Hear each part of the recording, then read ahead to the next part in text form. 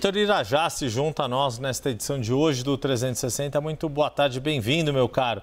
Bom, o Geraldo Alckmin fala tanto na posição de vice-presidente, mas como ministro de uma área que seria diretamente afetada caso Donald Trump, de fato, implemente essas tarifas, Irajá.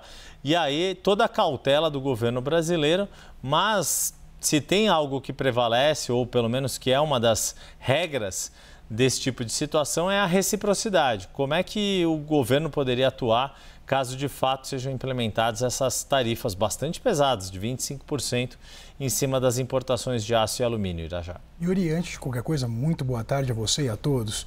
Yuri, de fato, como ministro, inclusive responsável por dialogar com o setor industrial, Geraldo Alckmin tem esse trânsito também junto aos empresários e representantes da indústria.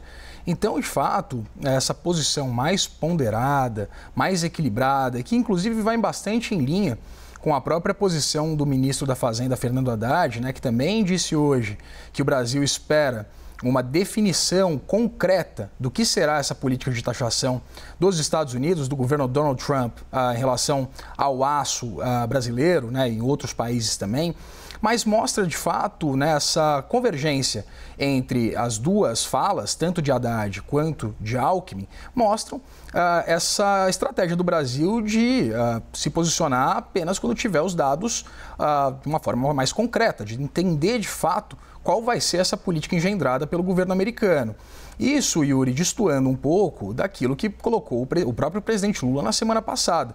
No último dia 5, o presidente disse em entrevista a uma rádio que, em caso de taxação de produtos brasileiros por parte de Donald Trump, o Brasil adotaria, sim, esse princípio de reciprocidade, também aplicando taxas a produtos americanos exportados para o Brasil. Agora, de fato, a partir dessa interpretação dentro do Ministério da Indústria e da Fazenda, de que é necessário ter uma certa cautela em relação à definição de qualquer tipo de política, mostra que essa deve, pelo menos, ser a tendência do governo nesse momento, à espera desse anúncio, dessa assinatura desses decretos por parte de Donald Trump. Vale a gente destacar, Yuri, que o Brasil é o segundo maior fornecedor de aço em volume para os Estados Unidos, comercializando 3,9 milhões de toneladas, ou seja, 16% do consumido dentro dos Estados Unidos. E há uma perspectiva dentro de alguns think tanks americanos, por exemplo, algumas casas de análise, de que essa possível taxação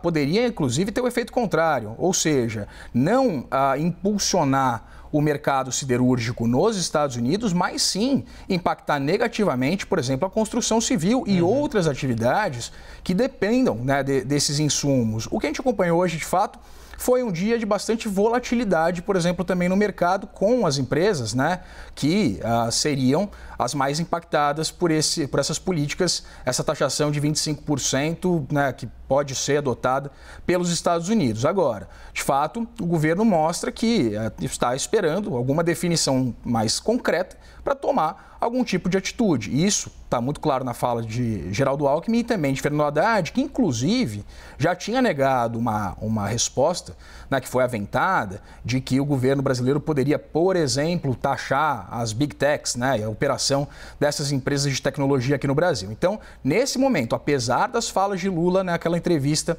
a uma rádio na semana passada, dizendo que o Brasil adotaria, sim, qualquer tipo de política de reciprocidade em caso de taxação, agora, os dois ministros que têm essa atribuição, inclusive, de dialogar com o setor privado, botam panos quentes e esperam, de fato, algum tipo de adoção de medida concreta por parte de Donald Trump. É isso. Vitor Irajá, obrigado, meu caro. Por enquanto, a gente volta a conversar já.